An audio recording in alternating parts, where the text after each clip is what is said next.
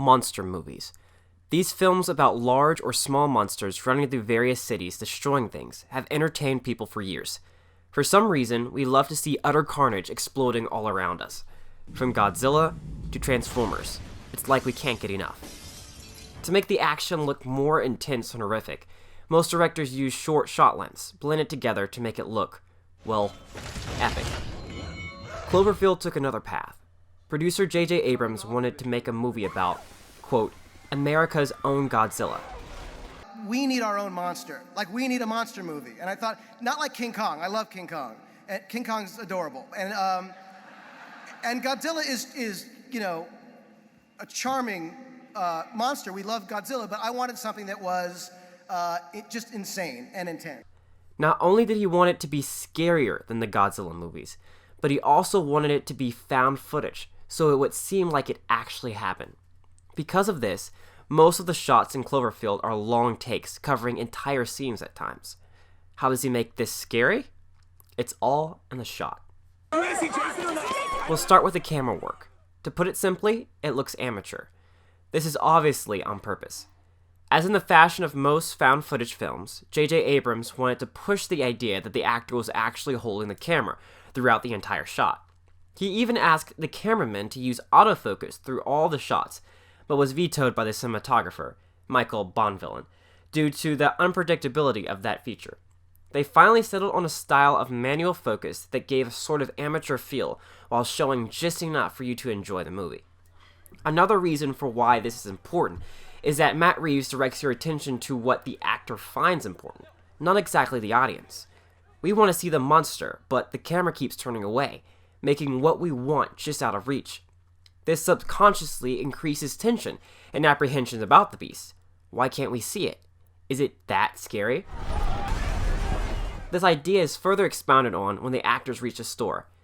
After the dust passes and we are left in the dark, the camera points downward, giving us a terrible view of the action, and increasing our fear of the creature.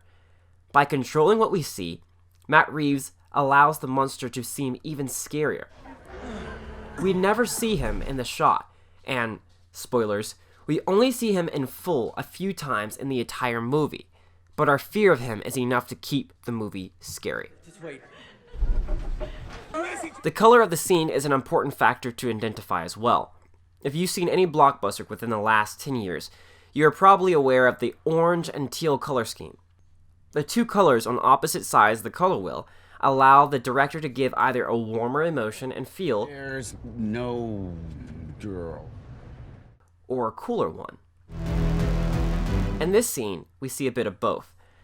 The warmth is probably the most obvious when the friends are together outside. Even though the city is being attacked, they have each other. Inside, the store is portrayed with a cool color to give off a feeling of being separated and afraid. Finally, as we go back outside, we regain the warm orange hue as the two main characters find their friends once more.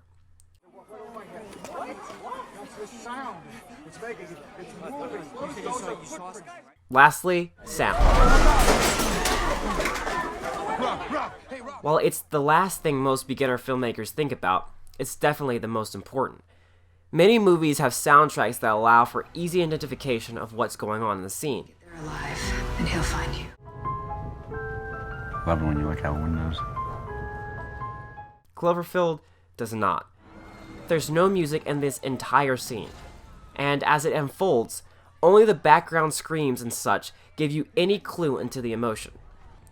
That's not to say that it isn't effective. By having the actor holding the camera give us a terrible play-by-play, we begin to feel as confused as he is, knocking about through the scene looking for safety as the city falls around us. The diegetic sound simply solidifies the idea that we are actually witnessing this carnage. No sweetening by music, only the facts. It all goes to show that even without scripted dialogue and quick cutting, it's not hard to make someone fear for their lives, especially when you have a giant movie monster trying to kill them. I'm Philip Woods. Thank you.